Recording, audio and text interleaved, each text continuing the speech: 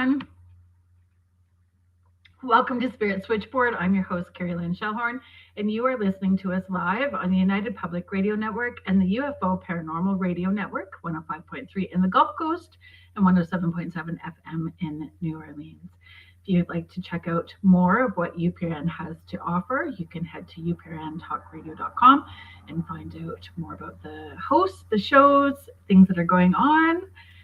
Where it is we're getting an update on the website, potentially a merch store, all kinds of things to check out. There are thousands of archives. There is something for everyone. So uprntalkradio.com. Thanks so much, everybody, for hanging out and being here. Very excited about today's show. So it's my friend, my sweet friend, Joni Templeton-Skinner, who's hanging out with us today.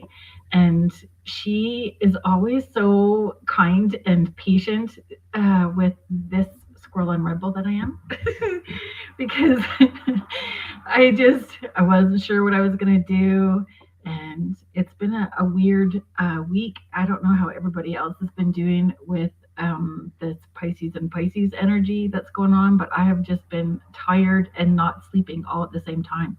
So we're going to talk about some of that stuff with Joni this week. So I'm going to bring her out. So Joni Templeton-Skinner, my sweet friend, host of True Crime Mysteries Beyond the Veil with Rift Nation Network. Yep. Forensic astrologist. Yep. What else am I missing? So this Piscean energy is gone. If that's what's kicking your rear end, is that make a long story short, you have a moon in Pisces right now. You got to be super intuitive and super dreams. Because the new moon was hitting the lunar nodes all in Pisces. End of a cycle. That was like 2 nights ago. Now we've hit Aries. So we're in Aries energy or still Pisces?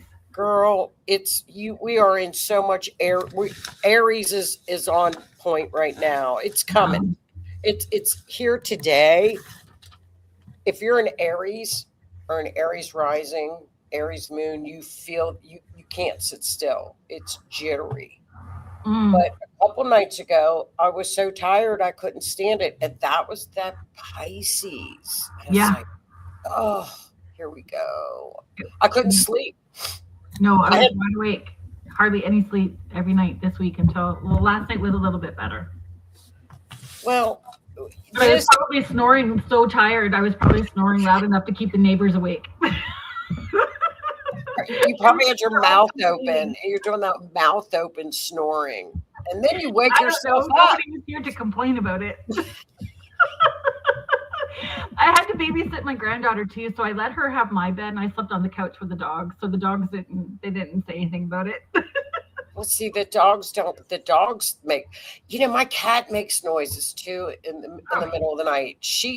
You can tell either she's dreaming or she like talks, but it's not talking, but it's like, she like cat noises in her sleep. I like that though.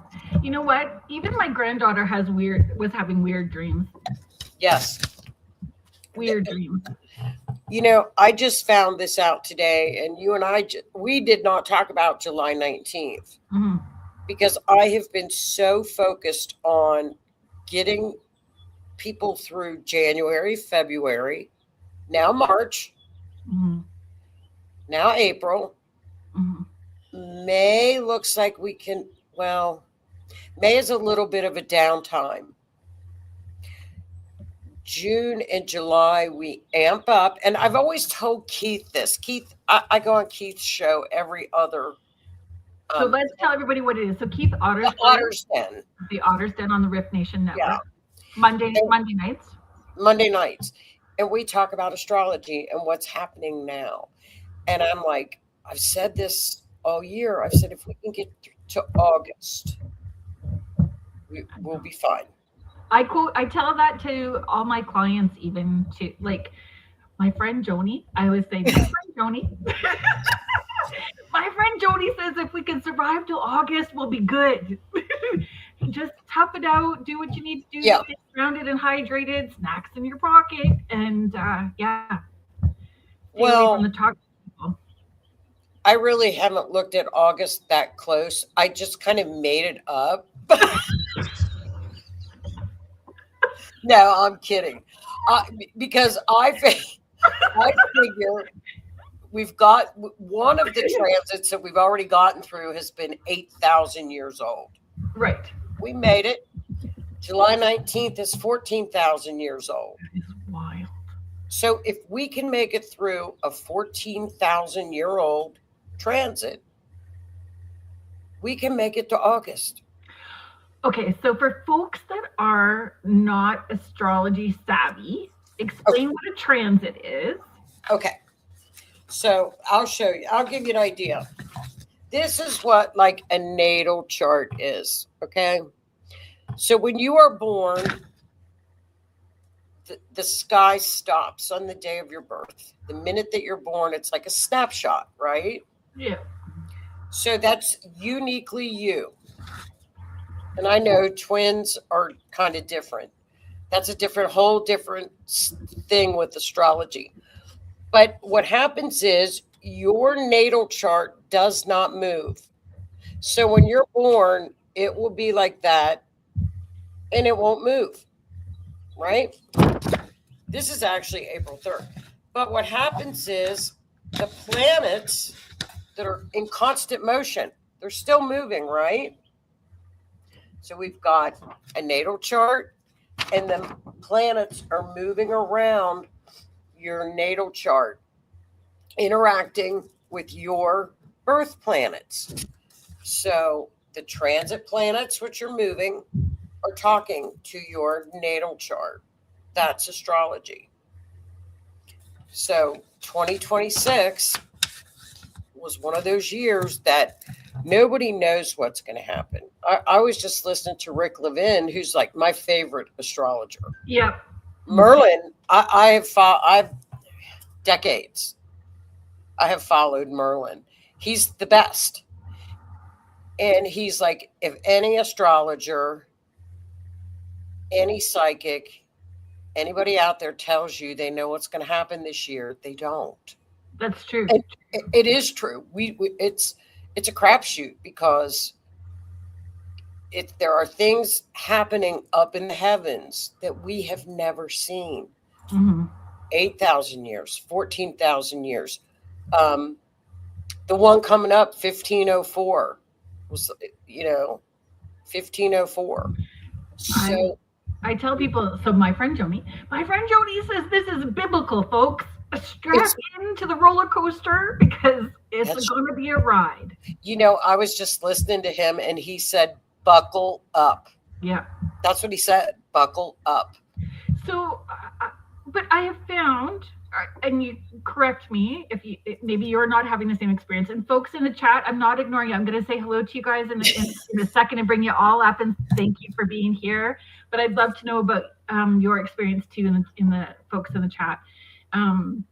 Like I know that we're saying buckle in, right? Buckle in. Yes. We don't know what's going on, but I have found this year has been like the best year that I've had ever in like decades. And there's still the dumpster fires around me, but I'm staying very grounded and centered, and it's sort of rippling around me, not directly at me. That's how you have to look at it, because all of the interactions that we are seeing up there, and remember, astrology is based, it's not predicting the future. It's studying past patterns that were up in the skies. Let's say, for example, what happened the last time Jupiter and Saturn were together in the skies? What happened? 1989, the Berlin Wall fell. Look what's happening with Iran. Look at what's happening with Venezuela. And that's the truth. Last time was 1989. So we look at past patterns. We knew governments would fall because it just happens. Pattern after pattern. all of what we're seeing in the skies is harmony. They're very harmonious. Yeah. Now, will it shake us? Absolutely, because it's change. See? But it's the big institutions that are changing. Yes. The big organizations that are being uprooted, and then those people who are lagging behind, staying stuck in the muck, and not necessarily having accountability, their hidden stuff is coming to the surface. Like, yes. Well, what's happened is we have the outer planets, and then we have what we call personal planets. You hear about Mercury retrograde, Venus, Mars. Those are what we call personal planets. Those affect us in our personal. The energy is more pronounced in our personal lives. We have the outer planets. So we have Saturn, we have Uranus, Neptune, Pluto, and we still count Pluto as a planet. They affect globally. They affect the collective. All of the changes that we're seeing in 2026 are with the collective, the outer planets.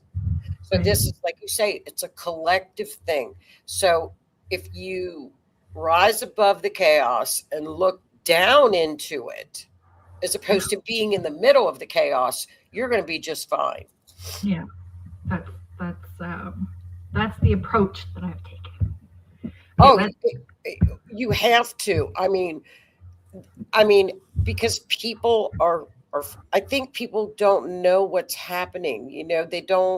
They know change is here. They know that something's going on, but they don't know what. Mm-hmm. Because you can feel it. Well, and it's the high intention, low attachment, and have no expectation, right? You cannot try to control everything that's going on around you. So what do you have control over? Right. And staying grounded and centered. So it's still, to me, it's that knowing your core belief system, right? And having personal accountability, and then just staying out of the chaos. And then you just got to let the chips fall. That's right. James, thanks so much for being here. Wiz in the room. Happy first day of spring. Happy first day of spring to you. And I'm so glad to see you here. Thank you. It's Spring Equinox. I'm so glad it's spring. Hi, Julie. Thank you so much for being here. Kiara Jade, thank you for being here. Hi, Michelle. So she is saying crazy dreams. Denise Mitz, I have not forgot about you, so we are going to make that appointment. We're going to get together and chat, you and I. So she's saying, woot woot, happy Friday, happy spring, hello all. Kara Jade is saying, I've got a chart like that for me and both my kids. Now, I saw you also make a comment saying, I just don't know how to read it. So if you look along, and those people who are our audio listeners, along the bottom, Joni has a Facebook group called Astrology.This. Yes. And so you can join that group, and there's lots of people that are learning through Joni and the other people that are part of the chat. Everyone supports each other in such a beautiful way in that group, and it's a good place to learn. And I do a mini session once a month. Yeah. And for example, everybody will bring in their chart with them. We do it via Zoom. And it's just like, how is April and May going to affect my own personal chart? Yeah. Where are the planets going to be? Like right now, if you look on your chart and you have a natal chart, look to where Aries is. Look where Aries is in your chart. That's where in April, all the energy is going to be really, really pointed at. So for people that haven't done their natal chart yet and wanting to see where Aries would be on their natal chart, where would you direct them? The best place to direct them? I would say the best place, you can go to astro.com. There are a lot of free websites, Cafe Astrology, AstroSeek. I like astro.com, and it will literally walk you through putting in your time of birth, your birthday, and your place of birth, and your chart will pop up. And if you don't know your time of day, what do you do? Just PM me, because it's a process. We have to figure it out. Nor you can do a lot of things, but best thing to do, PM me, because a lot of people don't know their time of birth. Yeah. First of all, get your birth certificate, because it should be somewhere on there. Right. I mean, now some of ours are. They don't do babies' footprints anymore, do they? Do you remember that? Is that a America thing? I don't know anybody, my friends, my Canadian friends, or even I saw Mish Australia. Do they still do that? I don't remember getting that with my kiddos, and my oldest will be 32 this year. My kids, we didn't do it with my kids either. But on that little thing where my baby's feet are, that's where my time of birth is. Oh, interesting. But it's not my birth certificate. Gotcha. Weird. Heidi Gold, thank you so much for being here, and thanks for sharing us out and being such a great supporter of UPRN. She's driving and listening. Stephanie Malo. Stephanie is author of Stopping to Smell the Flowers. Stephanie and I are doing an equinox workshop tomorrow together. So that is going to be fun. She's saying, looking forward to learning more about astrology tonight. Anything from now all through, going through March and into all of April, the energy is going to be phenomenal, because it's all Aries. I think at one point we're going to have 8 planets in Aries. I've never seen it. I know. Wow. I've never seen that. And that's a kick in the rump stuff, right? Like, get you moving. You can't sit still, right? That's Aries energy. Is that right? Yes. Aries is the starter. Aries is it's the creator. It's the beginning of the zodiac, like it's spring. It's a great time to start projects. I think the biggest thing to kind of look out for with Aries is don't burn yourself out, because you're going to go and you're going to go and you're going to feel a lot of energy, right? Physical energy, which is great. Carrie is chiming in. Hi, Carrie. She's saying hello, my star family. It's almost like an overload of energy. So just be mindful of that, and don't overdo it if you're doing physical exercise. You know what I mean? Because sometimes you just go and go, because it's 8. I've never seen 8 ever. I like that it's an 8. That's like the infinity loop, right? The infinity. I like the extra energy boost. It's like a power drink, you know? It's like an energy drink. James saying, good evening, ladies. Looking forward to hearing how things are playing out this year.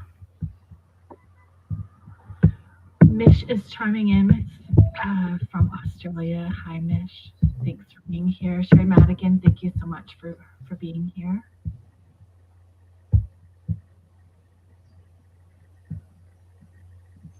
Lena, I was thinking about you today. Hello, thank you so much for being here. Carrie is sharing, I was in a galactic meeting last week, very positive, in our favor of the universe. They are very much helping us behind the scenes. Big strategic plays, right? Not that is why the energy is crazy. Mm-hmm. After the chaos, Denise is saying, after the chaos in August,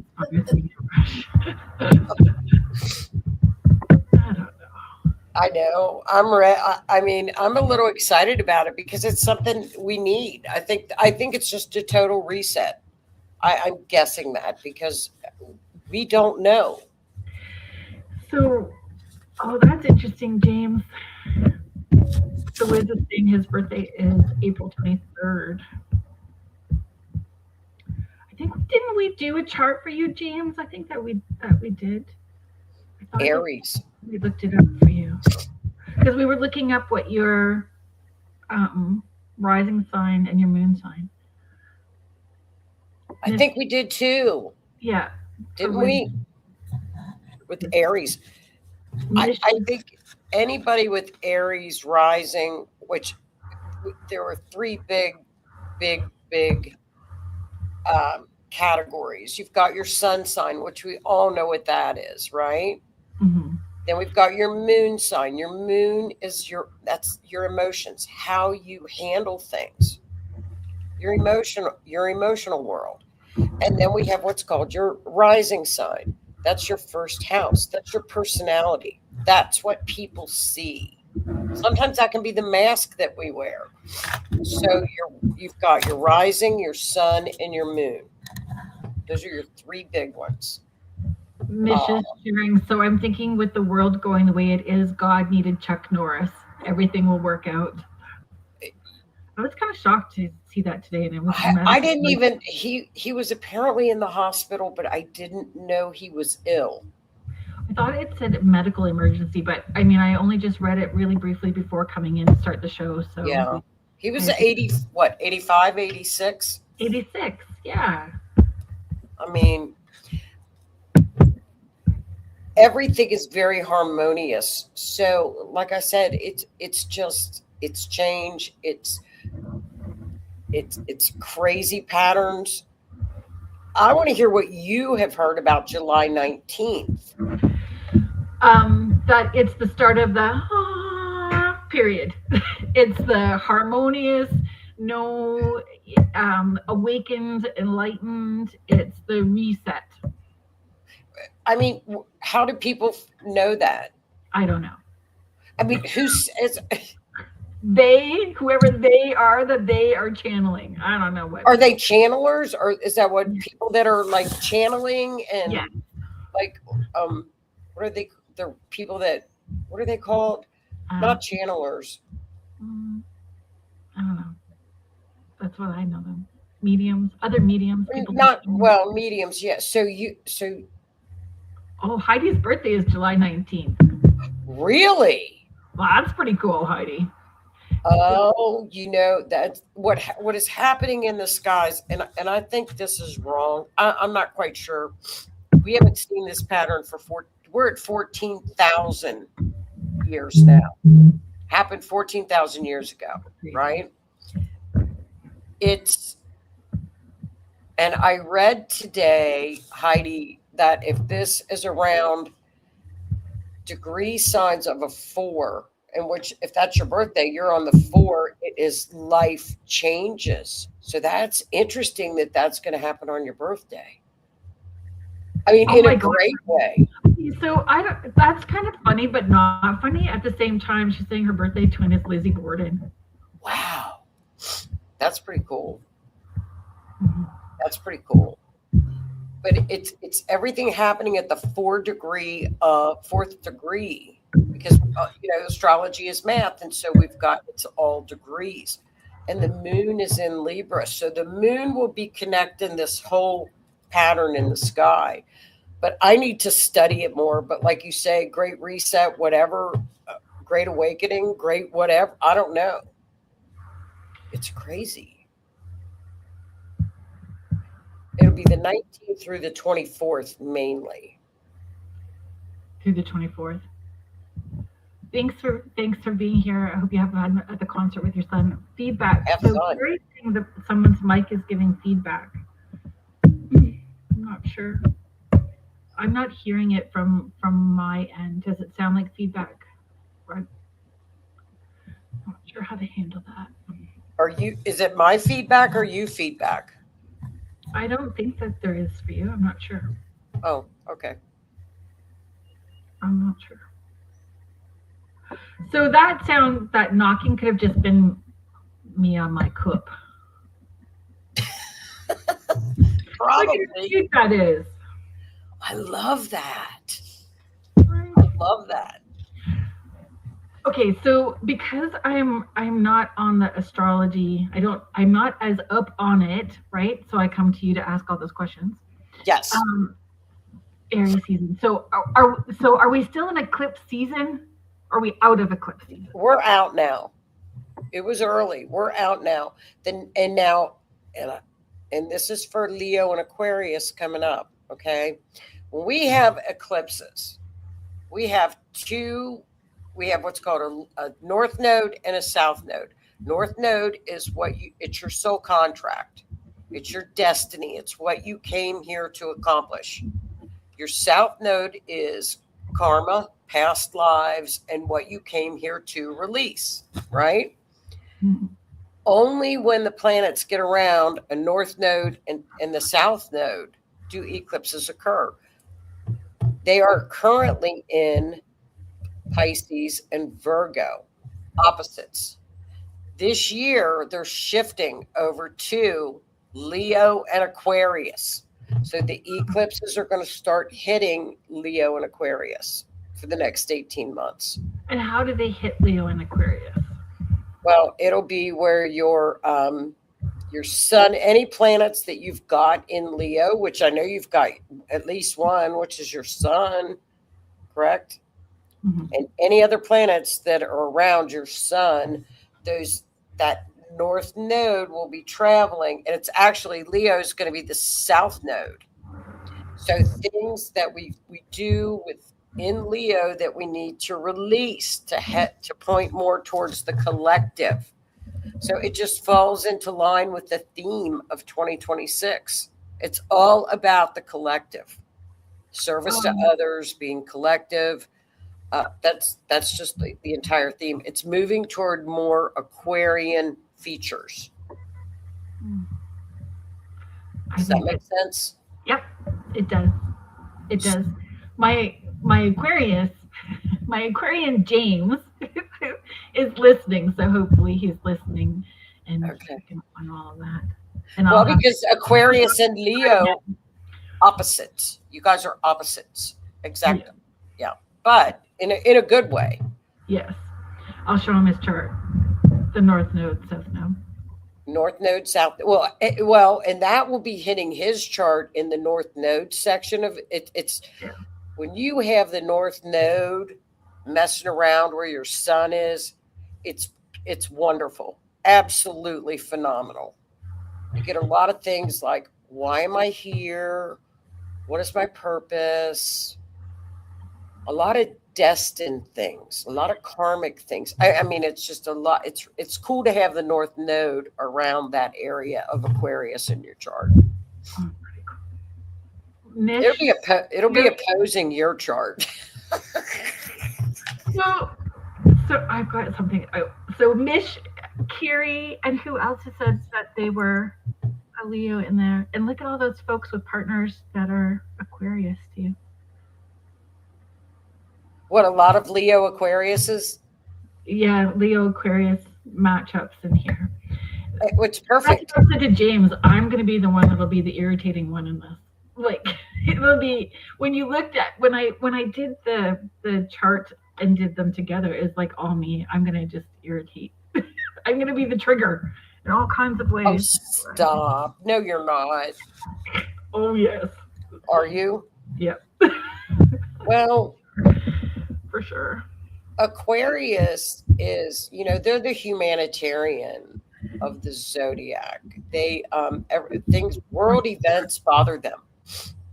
You know what I mean? Like, and if they see something like where there's an earthquake, like on some Pacific island, that would bother an Aquarius. An Aquarius is the humanitarian. They're the FEMA of the zodiac. They're the people that come. Everybody's equal to them. They don't like rules. Nobody really should be a boss. Everybody should just get along. Mm-hmm. The humanitarians. Yes. That's my sister. My sister, with her intuition, she always picks up like global events, train derailments, plane crashes, tsunamis. That's how her intuitive stuff kicks in for her. So she gets a lot of reads that way. And I love that. Maybe that's part of that Aquarius nature for her. Is she an Aquarius? My sister is, yeah. They are. She's tuning. I would love to see that. And both her children, 2 of her 3 children. I wonder where her moon is. The moon placement is a lot of where your intuition is at. Bet she's got an Aquarius moon too, or a Scorpio moon, or a Cancer moon. That would be interesting. There's, I'm writing notes so I can look it up later. but I mean, we've made it through the huge things, kind of. It's just going to be very explosive, not in a bad way, all through April and May, because it's all this Aries. It's just a lot of Aries energy. It's a lot. Eight planets, you said. 8 planets. Yeah, it's a lot. But it'll be a time to get things done around your house. I mean, it's spring. Declutter, get stuff done. Yes, James. Pretty interesting to hear about the Aquarian characteristics. Looking forward to seeing the chart. Did you hear what you just said too? Getting things done in the house. Yeah. My kitchen sink decided to break last night, so when no. To fix it. I hope the pipes are okay.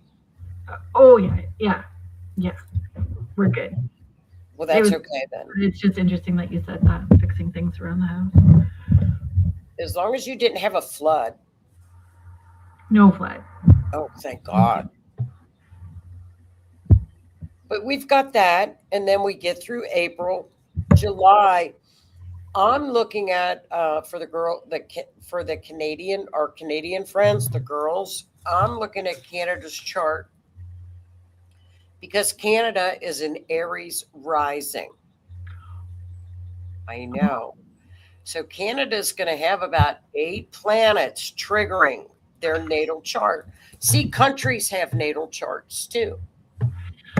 So I've seen you do the American one, but I've missed the shows where you talk, because you've talked about Canada before on your show, and I missed that one.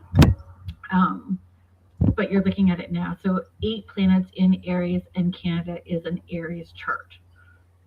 Yes. So, and usually it's calm. You know what I mean? Calm. And Aries in the first house it's the mood of the country.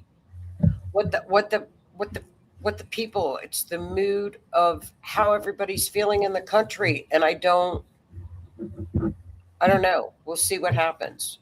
But I'm looking at and you're also, you're in a Neptune, getting ready to go into a Neptune return in about a year or two. So there's a lot going on in Canada's chart. What does Neptune return mean? It means Neptune is back into its original spot in your chart when you were born. Canada was born in 1867, I think. I might be wrong on that time. I think it's 1867. And so Neptune, it took 100 and I don't know how many years to go all the way around the wheel to get where it returned to. And what kind of energy does that bring? Well, like for example, Neptune. Okay, for Neptune, it would be boundaries. It could be a change in borders, like the borders, dissolving borders. And I thought of those 2 states that want to leave. Remember that? And our provinces. States. You're already calling them states. Whatever they're called. States, provinces. Is that what they're called? Provinces? Yes. Like little mini. Okay, the provinces. But it won't be for a couple of years. But that could be boundaries dissolving. It could be a really a nice. I know, Carrie. Carrie's in Alberta. It was Alberta that was. The Alberta. Yeah. It's not for a couple of years. But you got to remember, and I looked at these charts, where Alberta goes, Saskatchewan goes, because they have the same chart. They're twins. Yes, they're twins. That has to be odd. That has to be rare. It's very rare. I can tell you what happened. Like in the United States, we had the Pluto return, right? Yeah. And we had the Pluto return. Pluto stays in a house for 30 years. And it really just transformed and took down our entire system, what wasn't working. But with your Neptune return in Canada, I really have to look it up because it's hitting your ascendant. Boom. Boom. Thanks for popping in and saying hi. We did a shout out for the Otter's Den. Yeah. A lot of that could be boundaries. Delusion is gone. You know, sometimes Neptune happening. Well, Neptune and Pisces for the past 13 years, it was a lot of illusion, a lot of delusion. We didn't know what was up and what was down. Well, I think we still come. That's gone because everything's in Aries now. 13 years. Mish is asking, curious, Joni, have you ever done an Australian chart, or the Australia chart? No, but I will. I wonder when do you know when the birthday is? I can look it up. It would be interesting. And there's no paddle, and the creek looks brown. You know, the best Mish, the best forensic astrologer in the entire world. She's Australian, and it's so hard for me to chat with her because we're opposite times. But she is, I don't know her book. There's the book. She's the best forensic astrologer in the world, Kirsty McIntosh, and I just adore her. Yeah.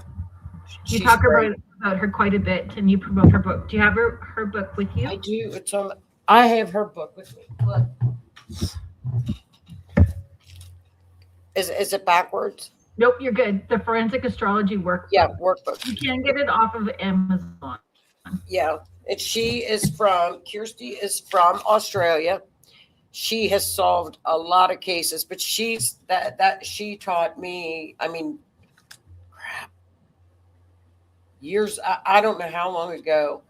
And, you know, we had an incident last Friday where my phone went off and we have what's like an Amber Alert, and it came on our televisions. A little girl went missing Carrie, a mile from my house. Oh. 1 mile. 9-year-old little girl. We were flipping out. Do you know how many people came and volunteered and helped search for her?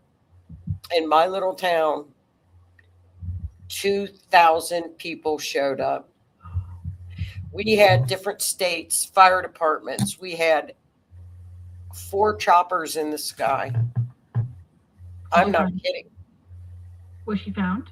Yeah. Oh, dear. No, she, you know, we have a lot of ponds and a lot of lakes. And she had gotten away from her mom. She was nonverbal and she was autistic. And apparently, you know, autistic children gravitate toward water. Apparently, you know, that's what the moms say. And she was in the lake. So it was very, very sad.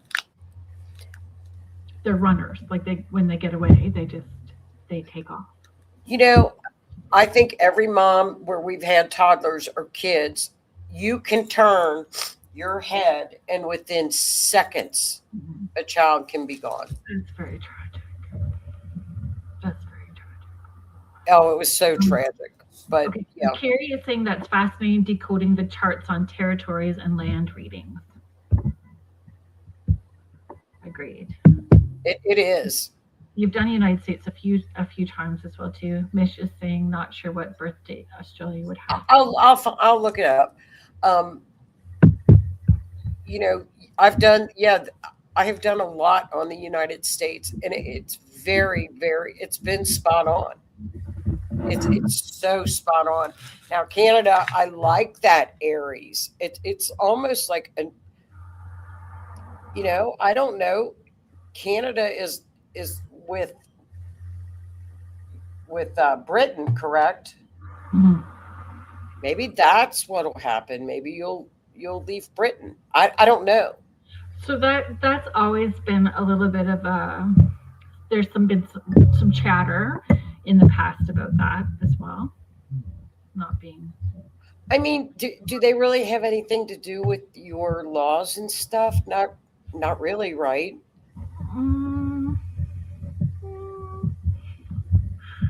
There's I don't know. I mean, do they really? Isn't it more like the monarchy is like like Princess Kate and them just kind of like do dinners and stuff. I don't know. What do they do? Like they have state dinners. I know Kate dresses beautifully. She's pretty tiny. I know. She looks like the wind would blow her away. God love her. She was sick. Did you do her chart? Yes, I did.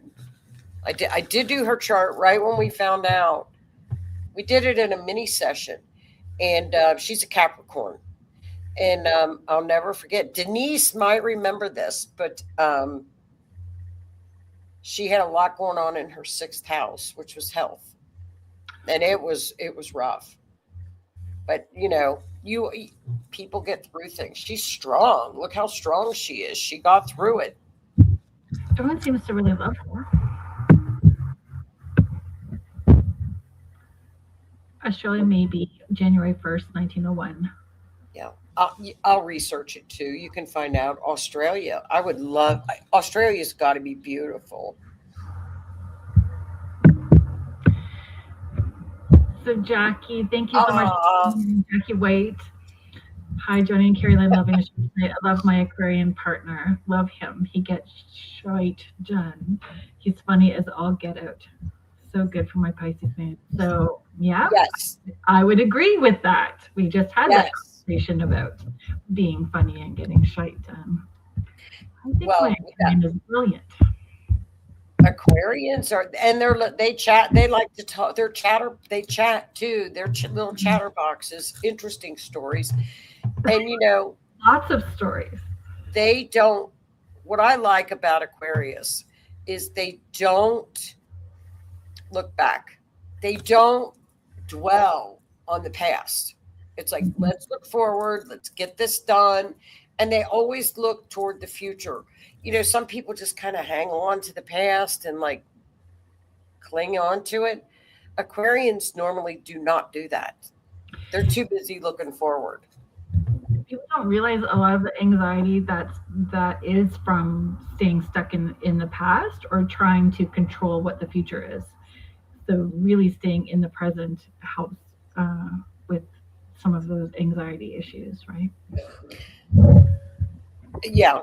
I mean, and I think too, a lot of time, fear causes that and the not knowing. And that's why I love astrology, because we can look at the patterns and like, for example, we know now that the energy in April is going to be off the cuff. So what does that mean? Like when we tell somebody, so people who tend to be fear mode first, people who, get too caught up in the Chihuahua brain would hear April's going to be off the cuff, are going to go into panic mode and buy up all the toilet paper at the grocery store again. Yeah. So what does that mean? Energy being off the cuff? Well, the thing about it is Aries is just like Leo, Aries is a fire sign. Sagittarius is a fire sign. They're faster moving. They're bold. Aries especially is impulsive. So people that are not normally impulsive, this energy is going to be out in the collective. This is 2 outer planets. It's huge. Even people that kind of like a Virgo or a Gemini, that they want to know how this works or operates, the impulsive nature comes through a little bit more. So it can be very helpful if it doesn't. But like you say, people that are like squirrel and it gets in their head, they just have to remember, okay, I need to step back away from this situation. If I feel like my head is spinning, what do you do normally to calm that down? That's what I'm finding with the way that we're at. Once we got past, I would say end of February for sure. By the time we got to the end of February, beginning of March, it was starting to feel calmer, where it was less holding your breath, right, and trying to less survival mode. Feel with that energy. and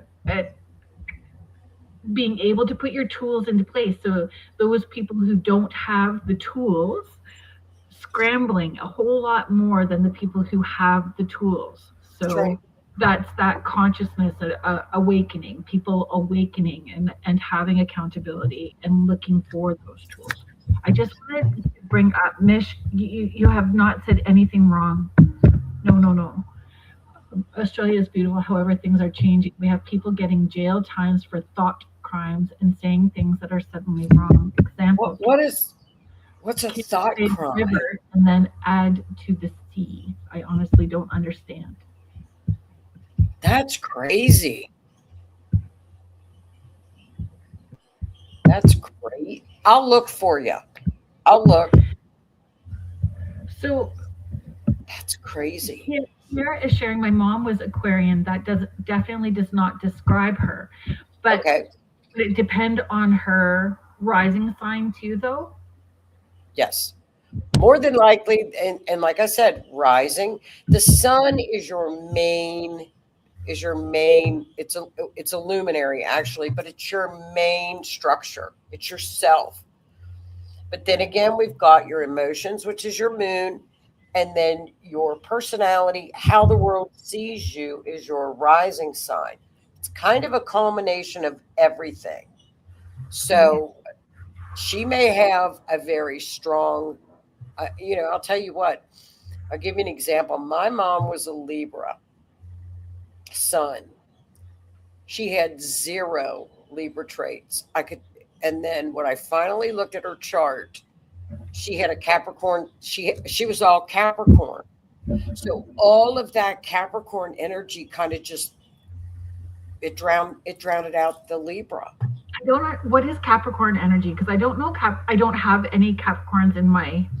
Capricorn is like if I were to let's say I had a multi-million-dollar company to run. The Capricorn would be my CEO. Definitely, the Capricorn would run my multi-million-dollar business. They're an earth sign. They have very dry humor, but they work. And they love their careers. They love to work. Um, but they're an earth sign. They're earthy. They're down, earthy people are very grounded. So if you've got like an air sign where they're usually the gerbils, running around the gerbil wheel, going all over the place, talking 100 miles an hour, where the earth people are like, now wait, they ground, they have budgets, they keep their money straight. They know, like, they can't understand why like a Libra or an air sign can't balance, doesn't keep their checkbook balanced. Right. And you don't write a list. What do you mean you don't write lists? But Capricorn, Like Earth people, I've always thought are the people that show up early and set the chairs up and make coffee for folks. that's right. And then the air folks, I've always like they have all the books but haven't read them. Like the information seekers. Well, the air signs will probably read the last page first and then decide whether or not, oh, do I really want to read this? But they're avid readers. Yeah. They're avid readers, and they're constantly studying something. The air signs and they're talkers. They're very social people. Mm-hmm. And then you've got your fire signs, which are, here I am. And they do. You can spot a Leo or a Sagittarius, usually an Aries too, when they walk in the door. You spot them. That's you, Ms. Mary Jane. That's what people always think that Libra, because that's the sign of marriage and relationships, that they are the highest divorced in the zodiac, but it's actually Sagittarius. Highest divorced? Highest of Terrians. The Sag, not the Scorpio beginning of the month, the middle end of the month. Yeah, if you want to stalk somebody and creep them and see what's going on, like like if you're thinking about dating somebody and you want to creep them and say, what? That's your Scorpio friend. They're the detectives. They are the detectives. They have to know how everything works. I know it's super interesting, isn't it? So I'm Scorpio Moon. Well, that's intuitive. It's intensity. It's intense. Scorpios are very intense. They usually, anytime you see somebody with Scorpio characteristics, whether it's a moon or a rising, they usually have very piercing blue eyes. I know it's crazy, but we're all so unique in a lot of ways too. Yes. What fun. I would to have a Sagittarius dad. You would get away with murder. You would get away with anything. They would be the fun dad. So how does free will play into astrology then?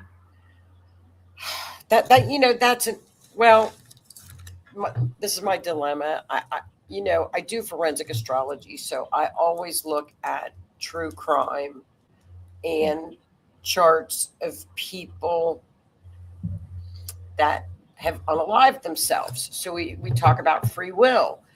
I think the astrology, if you study astrology and you look at things that are in your chart that you have to work on, that can be, everything's all about balance in your life. And you have all the free will to make your decisions. The planets and that energy certainly don't rule you. You make the ultimate decision. Now, decisions can have consequences, So, but your free will is your free will. But, I don't know, because there seems like there are certain opportunities and you would know this better than I would, as a medium, that I think so. Now, correct me if I'm wrong on this. I'm just guessing from looking at charts, forensic charts, not normal charts. Okay. That a soul can elect. It's like, okay, the door's open at this particular time. That's when I'm going to check out. So from my perspective and experience to this point, I feel it's like a choose your own adventure story. So we can get to a certain point and we get to either turn to page 32 or, turn to page 101. So we have points in time where there's potential for us to exit. And yep. Yeah, that's how I feel. And we can alter based on free will. And that's your choice. Yeah. And from my perspective to this point. I mean, asking a great question. She said, is it free will or doing the planned path, which looks like free will? So, and that's an interesting way to phrase that too, right? So yes. when you're in alignment with the universe and your path and purpose, and when you are not, and is that is alignment that planned free will? That's a great question, because of the fact that you can look at an astrology chart and see the pattern. Or here's a great example. That chart was formed the minute you were born, correct? So how can you look at a natal chart and say, well, this is why she was a famous model? And maybe it's just, but like you say, free will, or is it a plan before you incarnate? This is kind of where I'd like my life to be. Yeah, and then so this is where my head goes all over the place too, because you have people talking about tapping into your Akashic record and shifting your timeline. So again, then we're making a choice and using free will to not head down that path, or we're tapping into our Akashic record and the information so we can shift and change it. So how much is? I guess we'll find out someday, because the show we just did a chart on a model. She was a world famous model. On Wednesday, we looked at her chart. Well, up in the top of a chart, at the top of a chart is called a midheaven. So it's up here at the 10th house. It's called your midheaven, right? So that's what the public sees. Leaders of countries always have packed 10th and 11th houses. Now, this particular model, she was a beautiful Russian model, beautiful girl. Her son was sitting right on her midheaven. So I would have looked at her chart when she was born and said, she could be famous, very, very famous someday. And of course, she was a model. So her Venus, which is fashion, beauty, was in Taurus, ruler of Venus. So she had everything at the time she was born was mapped out where she could achieve greatness and being famous as a model. But what if she would elected to become a doctor? Mm-hmm. Right? So where does your free will stop? I don't know. I don't think we're going to know all the answers anyway. I think it has to stay a mystery so we can figure, like, we get to learn it later. Well, it's kind of a fun tinfoil hat to put on, because, it's interesting stuff, don't you think? Yes. I like just having the conversation where we don't have to get heated about it. And I'm no expert. Like, I don't claim to be an expert with it. I'm still learning as I go too. I love to hear what people think, because it's all over the astrology. You can see it. But what somebody elects to do is another thing. That's right. Carrie is sharing, speaking from personal discovery, I had free will. I had free will to choose, but if it's not what my soul planned, it was catastrophic. Yeah, it knocks you off alignment. I could not manifest anything not being on my path. I'm now realigning. And I agree with you, Carrie. I am exactly the same way. If I get knocked off kilter, I can watch things start to fall apart really quickly. And then I've got those tools and I can get back in alignment. And then it just starts manifesting really, really quickly. And I think that's what people are having that awakening to, when they're in alignment. Thoughts, words, deeds, actions, all in alignment in that higher frequency, understanding that we're connected to that collective consciousness of one. So all of our choices ripple out collectively, and how fast we can be manifesting in this point in time. Like, how fast. There's a study of astrology called draconic astrology. Now, this can be a little bit, some people believe in this and some do not, but the study is that when you, in the very beginning, let's say however many lifetimes, and this is all reincarnation based, but your soul has a chart, and that chart is called a draconic chart. Your soul. And every time you incarnate, you get a different natal chart that it talks to that draconic chart. How do you discover that? Oh, you can just go do a chart. So, for example, I've always related to Scorpio stuff, like, true crime. I've always loved it. I'm like, I don't have any. Well, my Scorpio and Neptune, but Neptune and Scorpio. But I thought, I don't have a lot of Scorpio in my chart, not sun, moon, or rising. When I did my draconic chart, guess what? Scorpio rising. So my soul, if I believed in draconic astrology, my soul, which would be my higher mind, is a Scorpio rising. I came into this incarnation as an Aries rising. So when we do our natal chart, we are looking at where we were born, our birth time, the birth date. When you do draconic, what parameters are you putting in, like, to figure that out, like for your soul chart? Well, because in astrology, it is what is called the 0 degree of Aries is the beginning, which is what we just hit with this Saturn and Neptune. Everybody's north node is at 0 degree of Aries. But you can, on AstroSeek, you can get a draconic chart made, and you It just prompts you whatever information. yeah, there's a prompt for draconic chart, and you only read conjunctions, which mean 2 planets are together, and oppositions. That's it.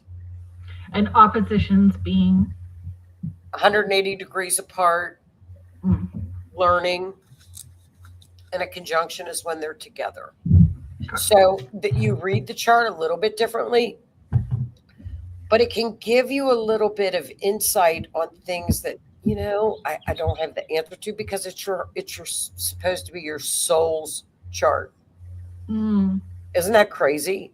It is crazy, but I have a feeling like once you see it, then it's the light bulb moment, like you said, right? Yes. Like, of course. It was a complete light bulb moment, because my dad was a Taurus, and I love Taurus people.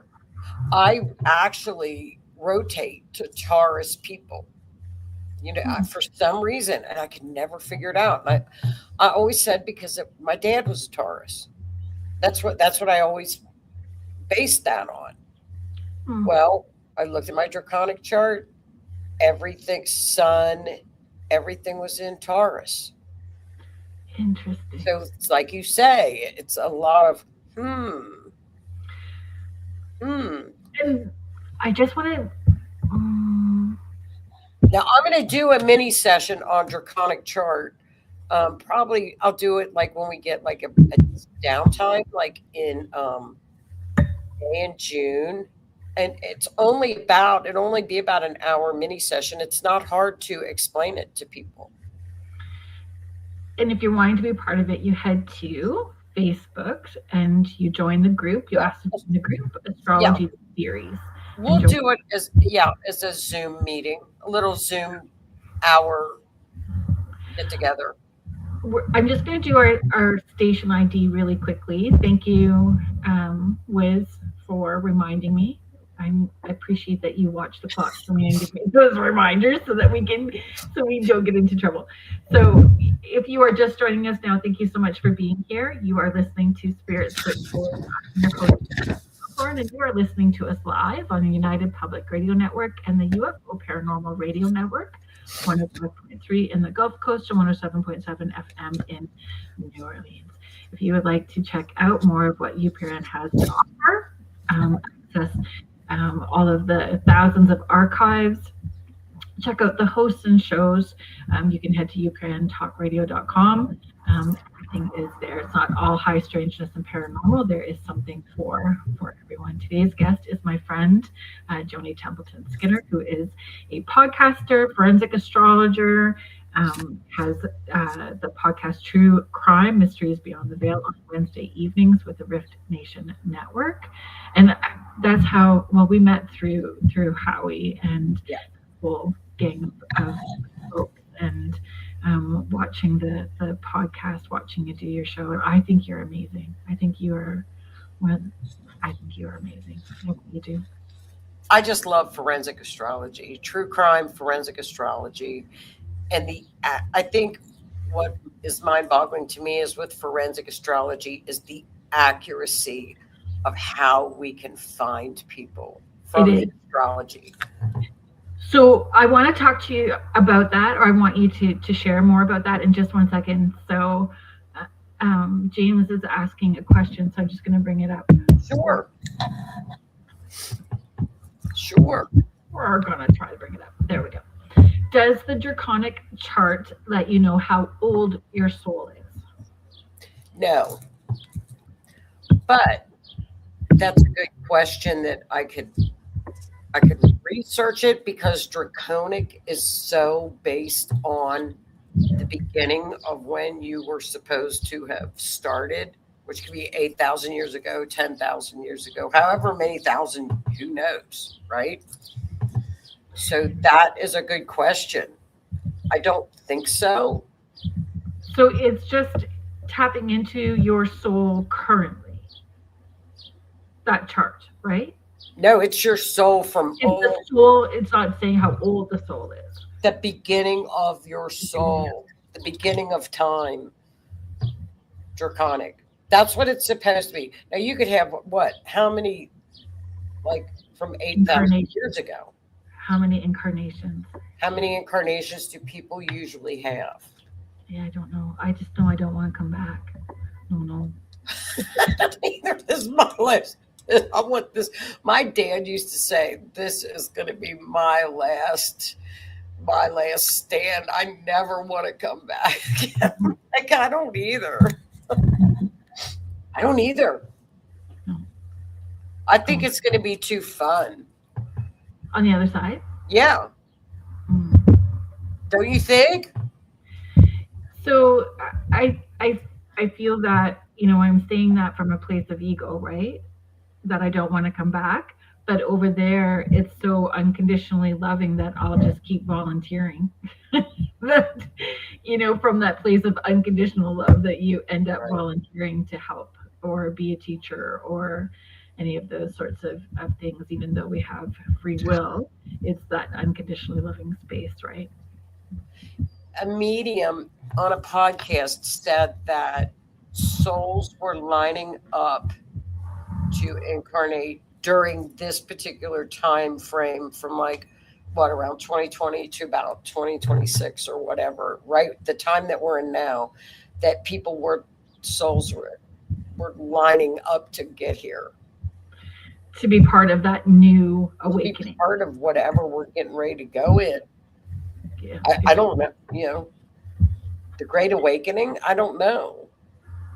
So I have also had other intuitive people in my circle say that was what our role was, is to lay the foundation and groundwork to push and to reconnect with one another from all the different points in the world, right? Like how you and I have met, and that we are lighting up the torches, which is laying that groundwork for the generation underneath.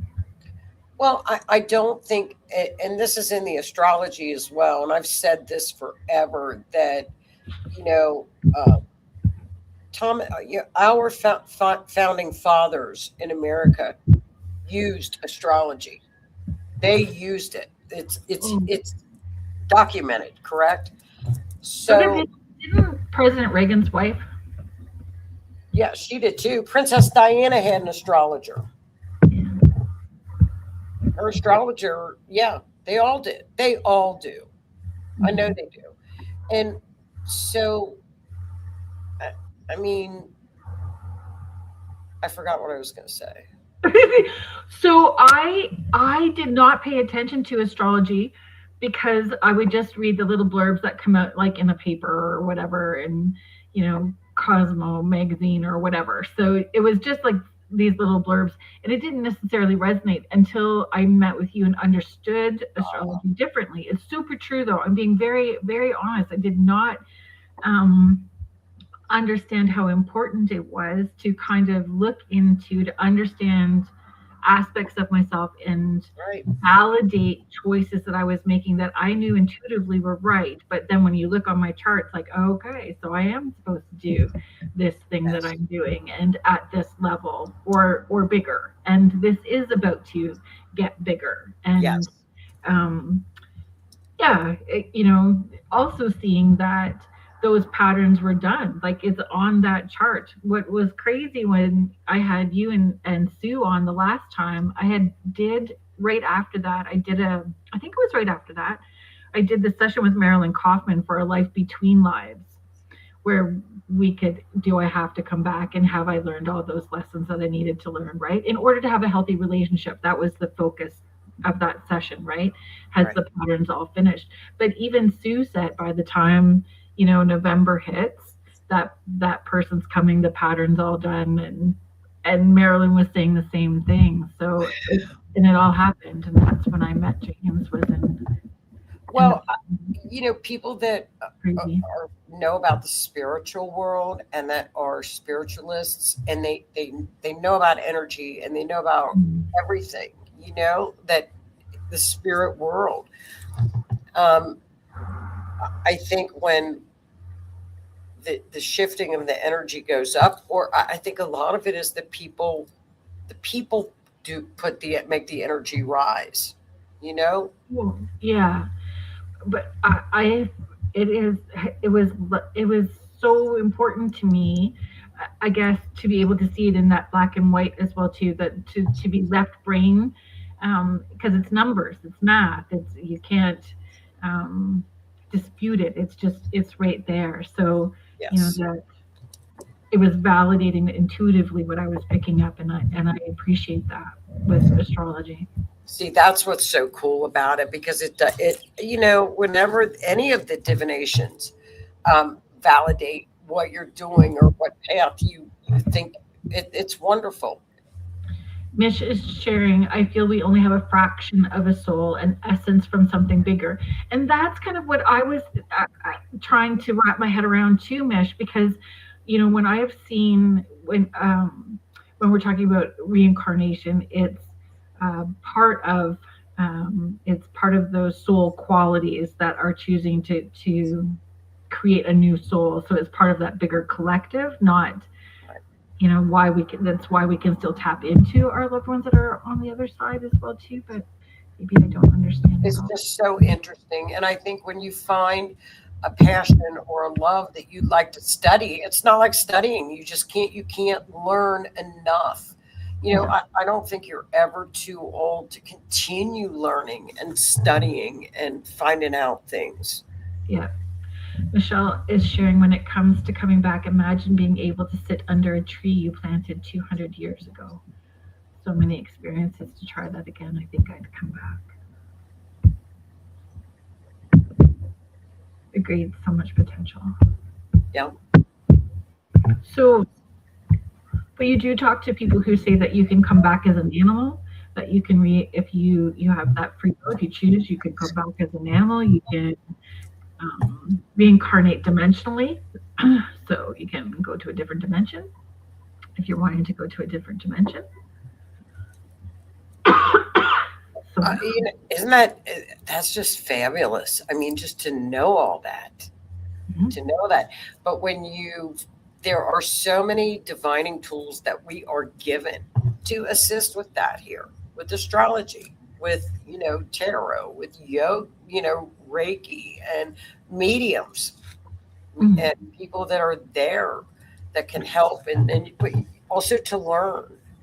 So I have found more and more people who are not necessarily, would not say that they are intuitive or that they are a medium in any way, are having more experiences of synchronicities, signs, connections with those in spirit on the other side, more and more people. So is that part of what astrology is showing us, that Yes. that so I have not thought that there's any veil for a while. There is no veil, but dimensionally we're tapping into those different dimensions more and more. And so those people, it's coming. I think it's just going to be even to the point where people will talk without even talking, but their minds, at the soul level, will begin to learn how to do that. Well, that will be freaking great, because I know that some people, because I can, my daughter can, we tap in, my one son and I can do that. And there are some people who don't realize that their thoughts are freaking loud. Their thoughts are loud, and you can hear their thoughts. And then for sure that what's coming out of their mouth is not what they're thinking 2 minutes prior. That's coming. I think we'll see Uranus, which is the planet that, Uranus, every planet. Another thing that we had happen is every large planet that moves so very, very slow around the wheel moved I mean, we are just, like I said, we're seeing things that we've never seen before. Mm-hmm. It's got to be, we don't know what it is, but whatever it is, it's big. And I think especially with Uranus is going to be moving into Gemini, which is going to again speed up the energy. That's where you're going to get mid-April a lot of the UFO stuff. I think we're going to start seeing UFOs and learning about visitors. Do you not think that's already happening more and more? Like, it's going to explode when Uranus moves into Gemini. It's just going to be off the cuff, and I mean like cars that go around up in space, like no highways. It's just going to be the technology is going to skyrocket. It's going to skyrocket after the summer. I'm guessing, but I think it, with AI and the, cryptocurrency is big with Uranus, the internet, social media, it's all Uranus and Gemini. Gemini is about communication. The way we communicate is going to be different. It's exciting. It's really exciting times. Really a good thing. Gemini, so I apologize to any Gemini folks that are in the chat. You can call me out if you need to, but Gemini folks have always made me have that stink eye tight butt moment. Like, what? They do what? Stink eye tight butt. That, like, what? Frustrate me. Give me, make my eye twitch. They make your eye twitch? Yes. Any experiences that I've had with Gemini.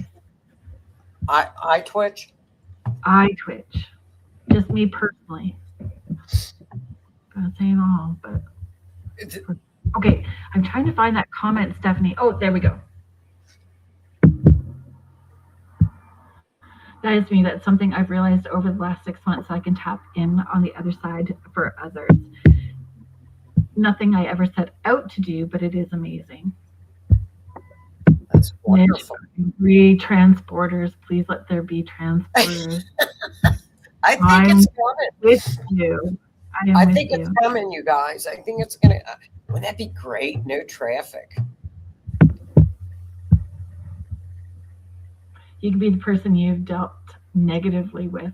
So on a whole, you understand both sides because soul has been both sides. So I think that comes back to the incarnations as well too. I was never interested in knowing my past lives because I've just assumed that I've been all of it. All genders, tall, short, heavy, not heavy. I just assume that I've been all of it. Well, I think it's been thousands of years. It's not just been like 100 years. I think it's been thousands. Julie, you and I have not had any issues. Geminis are the writers. They're ruled by Mercury, so they've got quick minds. They're the student. They're constantly studying. They want to learn. They're the writers, the talkers.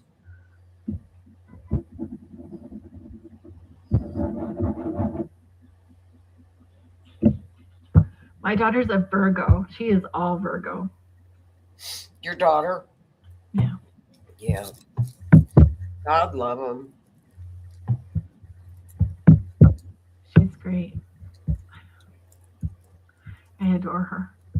I have a Libra, and Libras were the easiest children to raise. My daughter was so easy to raise. Just they just have such a little nice disposition. And then they turn into teenagers. Teenagers are, again, so it's about learning lessons, right? So if there's contracted lessons that we've agreed to or generational things that we're trying to shift, then it all kind of see, and that's in a chart as well. It's the chart, the astrology chart, every house is an area of your life in a chart. So like the first house is your physical body. That's your rising. Your second house is your money. Your third house is siblings, neighborhood, communication, all forms of communication. Fourth house is your home. Fifth house is your creativity, what you enjoy. So, like, ball players and athletes, professional athletes, they have a packed fifth house because it's it's what we enjoy when we're children. They never, so they're doing things like that. It's your children too. Sixth house is your health. So it's every area of your life. So that's how you get to know what's kind of where you want to go, where you've been. It's interesting. I think it's interesting. It's fascinating. It's fascinating. And it does help you understand yourself better while you're making the choices that you are. You're moving in the right direction as well. Right. And I think it's one of those things where you learn about accountability too. Because you do have some transits or what have you that you learn how to balance.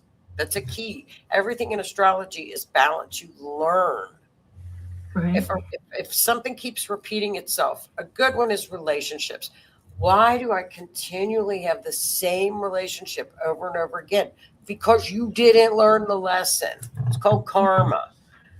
Maybe it's not the person, maybe it's how you are handling the relationship. So it's a lot of accountability on actions. And yeah, that's great, Michelle. It's true. It is a treasure map. Yeah. I love that. Kira, my son and I are both Virgos. Oh, now, in my multi-million-dollar company, my Capricorn would be the CEO. Guess who would be either my HR director, more than likely HR director, and run the place, like hands-on running, would be a Virgo. Because they're organized. Everything has its place. You know what I mean? Yes. It's my daughter. Is that your daughter? They are micromanagers. Yeah. In a positive way. Micromanagers. They like Post-it notes. Yes. Yeah. So the little ones with arrows that stick out of all of the book. Yeah. Lots of them. Kira's asking, does it make a difference on the chart about whether you are born on the natural day you're supposed to be or if you were induced? The day that you were actually took your first breath of air. You know what I mean? The exact day. So it doesn't really matter if the natural day or induced. No, you would use the induced day. Whatever day you made your entrance here.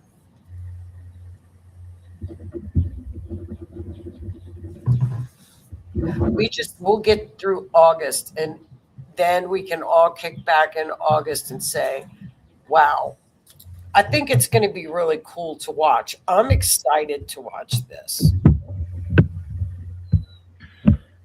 Kira's just following through saying, I guess what I'm really asking is if you are induced, does it mess up your chart?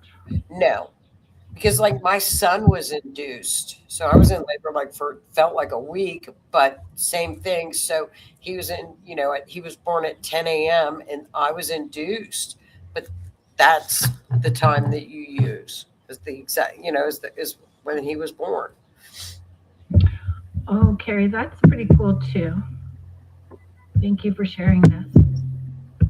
Carrie's sharing, I have used a pendulum and dowsing board to get exact time. Yes. And, I use, this is how I do it with people, is look at their rising sign, because your rising sign changes every couple hours, and that sets your personality. So we can narrow it down pretty close within about 2 hours of when somebody was born by their personality traits. I love that. Like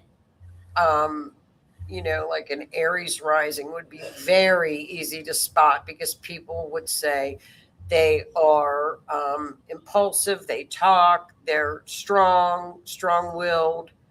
So you look at different personality traits of the person that's trying to establish their time. There are other ways you can do it. You can look and see when like births happened in your life. You can go back and look through a chart. But I like using the rising sign. It seems to work. And you ask your family or friends about personality traits. I would ask friends over family.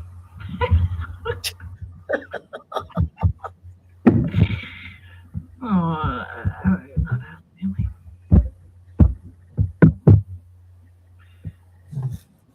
Personally, I would not. What?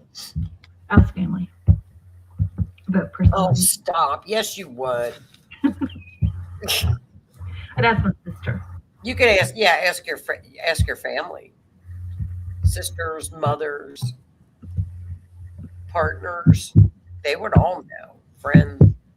Yeah. They know. You can pretty well narrow it down. Yeah, because a lot of people that even if they were adopted, they do know their date of birth, but they don't have a time. Yeah. That happens a lot. Yeah. So we figure it out. You can figure it out.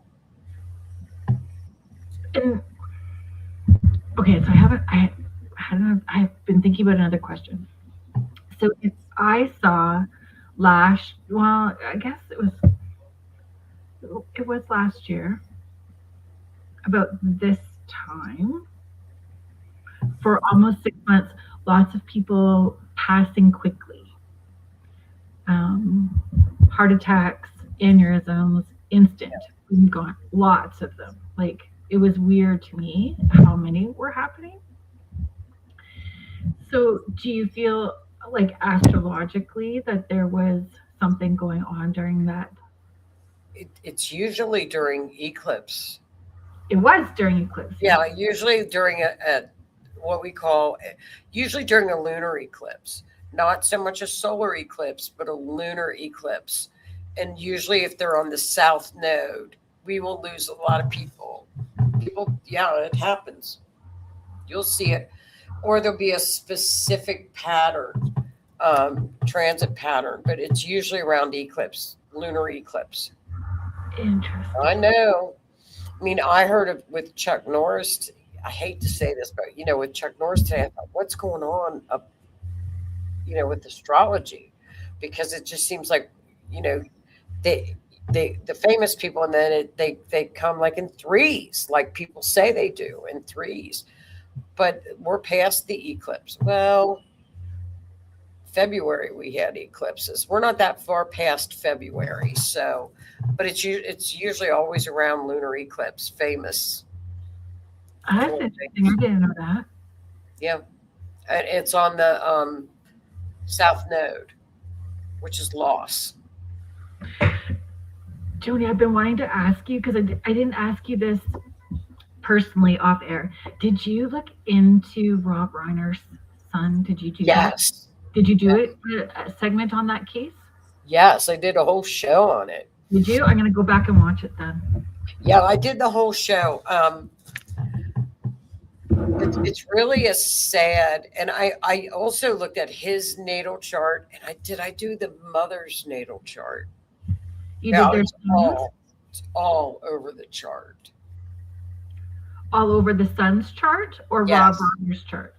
Both, all of them. All of them. The whole dynamic was huge. I think, okay. So do you think that's soul contracts too then? Yes. I think. Well, do they work? Can they work them out though? It's all about balance. I know this, the sun was a Virgo stellium, I think, up in the 10th house. Stellium means 4 more planets are in Virgo in his chart. Stelliums can make that person just like has that energy on steroids. We want a chart that's well balanced. We want a lot of water signs. We want earth signs. We want fire. We want a balance of all different kinds of planets all over the chart. Gotcha. But when you get a stellium and you've got like 4 or 5 planets, not 5, but 3 or 4 in one area in your chart, you're going to be lopsided with all that energy. And it was up in his 10th house. 10th house is career. It was either 10th or 11th. I can't remember. That's a person that, the sun was putting a lot more on himself than he expected more of himself. He was his worst enemy. He put more pressure on himself to be perfect. Well, guess what? He was the opposite of his dad. So they were opposing. Dad was a Pisces.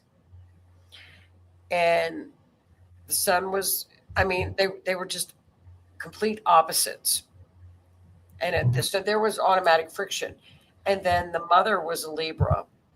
So mom was constantly trying to run around and keep the peace and didn't ever solve anything, just ran around trying to keep the peace and be everybody's friend. And you could see where there was a blow up.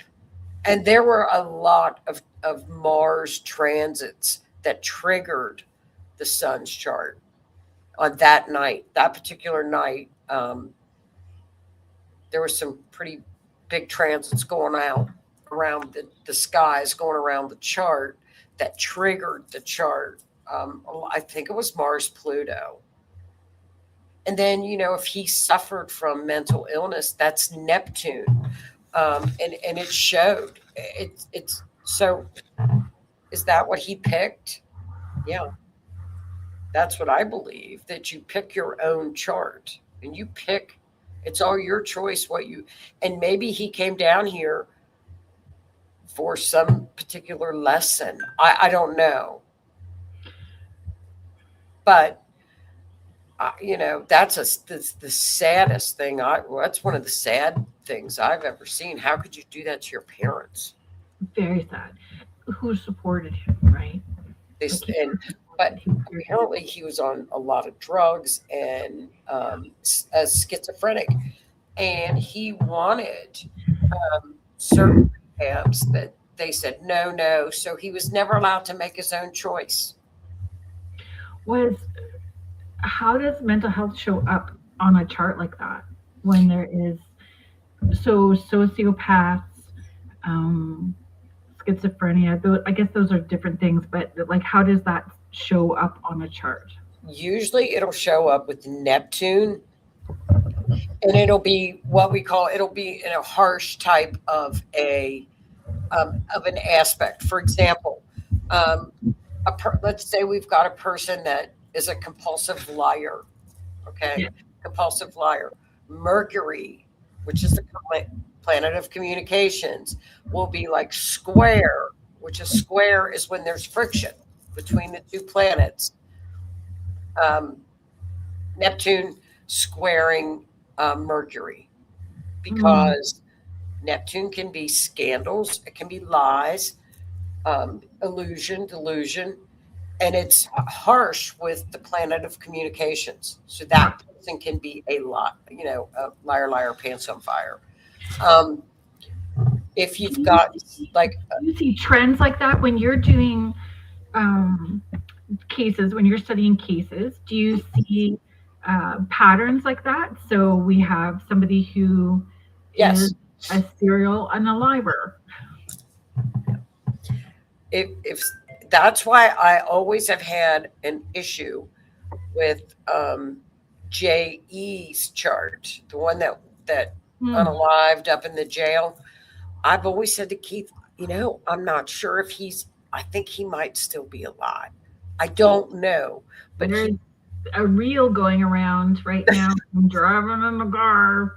Looks kind of not real to me, that video, but it's certainly making its round. Funny. The guy that's the real guy that was in the car said, I'm not him. I just look like him. He's from Palm Beach. And he's like, it's not me. He said he went viral. He goes, I'm not him. So, but for example, unaliving, there are markers in a chart. Uranus in the 8th house, Pluto in the 12th house. So there are definite markers that can show up in a chart that can give us a clue. So what is 8th house and what is 12th house? The 8th house is the house of transformation. It's a psychic house. It's a house of inheritance, other people's money. But in an event chart for forensic astrology, it's kind of like the end. Not the end, but it's kind of the unaliving. That's one of the houses you'd look to for the unaliving. And then the 12th house is hospitals, mental. 12th house, Neptune into 12th house can give you an indication of maybes. But but you're not. You got to be very careful with that because you're not a medical doctor, so you can't look at a chart and say, oh, this person's schizophrenic, but Does it show up with their relationships with their parents? Yes. The mothers? Mom is the moon and dad is the sun. So yeah, you can see it. Yeah. You can. Yeah, you can see it sometimes. The 4th house is the home. Hi, Cindy. Yeah. Hi, Cindy. Yeah, you can see it. You can see. Usually, it's more with the mom because of the moon is the female and the sun would be dad. So you'll look at that show with Rob Reiner because I did a whole thing on it. I did a bunch of shows. I'm going to go back and look at it. And folks, if you are just listening or just chiming in, Joni's show is True Crime Mysteries Beyond the Veil. Yep. You do have your own YouTube channel as well too, so yes. you can look that up or through the Rift Nation Network and look it up that way as well. Yeah. What are you working on? A lot of JE stuff. Oh, a lot of JE stuff. Yeah. Yeah. Well, it's never ending currently, and it's what people feel is triggering all of the change leading up to August. Like everyone feels like that was the catalyst, but they're using it that way for sure. Conspiracy theorists. Yeah, and I've followed that since about 2010. And there's really nothing in those. I mean, there are things in there, but they're going to find out more in New Mexico. But there's no big bombshells in those files. Unfortunately, I don't think so. But I don't know. I think a lot of it's distractions. They're throwing a lot of distractions out at us. Yes. Mitch, I don't know anything about this. August is also when we lose gravity for 7 seconds. Our maintenance guy told us that too. And I said, what happens when you lose gravity? What are you supposed to do? Hang on to a door handle? Everybody's supposed to float up in space. For 7 seconds. Yeah, but what do you do if you're in your house? Do you get stuck like at the ceiling? What happens? I think you get stuck at this, like going up to the ceiling. Boy, and then you'd be at the top of your ceiling just floating, and when it stops, you just fall and hit the floor. I guess. House floats. Hang on to something. Oh, the house floats? So. Lord. But all of this stuff, it's like when 2000 was coming, everybody didn't know what to expect. Yeah. It was. Yeah. What was that? Y2K. Y2K, yeah. What date in August is this gravity thing supposed to happen? I'll look up a chart. What date is that? Do you know which date? Yeah, August. Carrie, did you see the chart that Joni showed at the beginning of for July 19th? Yeah. July 19th and 20th, and it's crazy when you look at it, and that's leading into August. Yeah. So she's 7th, but she'll double check. I wonder if that has something to do the July with the no gravity thing. So we all float, like the house floats too. She's saying 7th or the 12th. What happens to when it stops? What happens when the gravity goes back to normal? The 12th of August.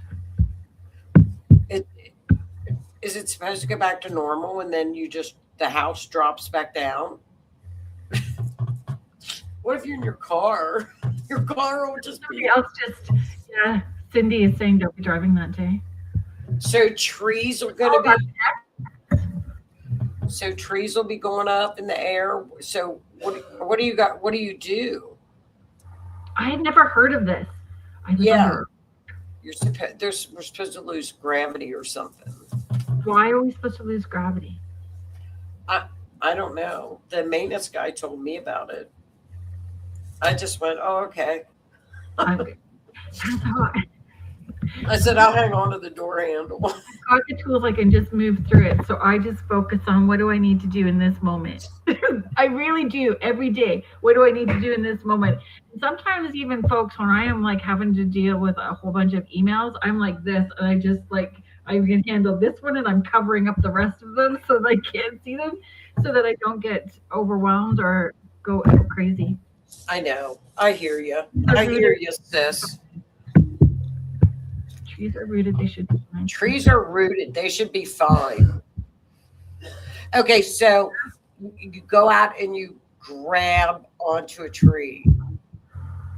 Well, I think we should all be hugging trees daily anyway. Oh, I do too. I'm going to go pick out my gravity tree in the backyard. I wonder if that's on a weekend. I think I'm on holidays. I think on the 12th I'm actually on holidays, so that'll be awesome. Go to the beach. No, I don't like sweating. Oh, go to the beach. Keith is saying something about 2 gravitational forces meeting here at Earth on this day, supposedly canceling all planets' gravity. Oh, so it's August the 12th. Oh, it's on a Wednesday. You watch it start happening in the middle of my show, and then all of a sudden everything will start going up in the air. I think as long as it's on film, I think that'd be fabulous. Wouldn't that be funny? Yeah, as long as you get it on camera. As long as you get everything on camera, that's good. Well, I'll get stuck up in the paranormal. Get it on camera. Oh no, the house will be going up in the air. But I'll just run outside with my phone and grab onto a tree. I don't think that's going to happen. Mish is saying, I honestly feel we are having a space things affecting Earth, and they will use pyramids to help protect. Very well could be. The pyramids, I've been in them, and they've got a really weird energy. It's a wonderful energy, but it's different. It's alien. It's what? Alien. Could be. I know I could stand up and go down the steps. That if you're 5'2", you don't have to bend over. Yeah, that's where I'm at. So yeah. I agree, Carrie. It's a total shift. I think it's a complete shift with. Yes. And I don't even believe that there's much. I don't believe that there's a veil. I believe that more people will have clarity after that astrological shift. Just more people having the clarity. I don't think they're really removing the veil from your eyes. Your eyes, your physical. I think it's great. It's something's going to happen. We're going to have to regroup after August 12th and see what happened. So do you think it was a meteor that landed in Ohio? I think it was. I'll find out. I didn't even know it happened. Yeah, apparently it was a big boom in like 2 different states. Yeah. And you know, right where it landed, they're having Bigfoot sightings up in Ohio. Yeah, leading up to more and more. Bigfoot came out to catch the rock. technology in us and the earth. Thank you, Carrie. There is the veil. It's technology in us. So Yes. so if that technology is, so where does that, for people who are having more awareness than others? Yes. People are, I don't know about up in Canada, but there's a lot of churches have never had an attendance like they have now. A lot of people are turning to spirituality or religion or whatever they want to. I think it's great. Carrie is sharing, yes, Galactic's mission to reignite the Atlantean pyramid. So that came up in my Life Between Lives session that I had with Marilyn. Wouldn't that be cool if they did do that? Wouldn't that be cool if that did happen? I would be excited. I think it would be great to have visitors. Yeah. I would ask them if they would take me to Florida. It would only take a couple minutes. Think about it. I'll pack a little bag, drop me off at the beach. Oh, I was thinking about you. Look at that was the pen I grabbed. Look. Oh, I'll come pick you up. Okay. I'll have the aliens come pick you up. I think that's okay. We need to be mindful of our time. Okay. Talk about your candle. So I have 2 minutes. Candles. Did you bring your candles? No, well, I'm making them now. I'm making them now for people to help them with the different energies. For example, if you're a Uranus, I'm making a Uranus candle now. I'll post it on Facebook when it's done with the energies. I'm going to use white on the bottom. Okay, black is going to be the top, a little layer of black, the energies of the planet, and then the bottom will be white. So we're going to burn off a lot of the negative funk, bring in the energy of the planet for people to manifest or to use the energy. Think about it.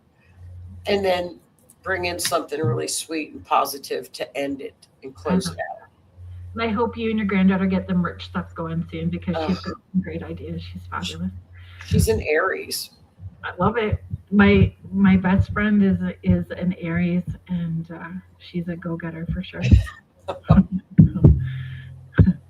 Okay, folks, thank you so much for hanging out with us today. Please consider joining Astrology the Series. Take advantage of all of the information. Joni is so gracious and kind in sharing and helping us learn more about astrology. Tune in to Keith's show as well too. So Keith's show is the Otterson on Mondays, Monday nights. Joni and Keith talk about what's going on astrologically. Yes.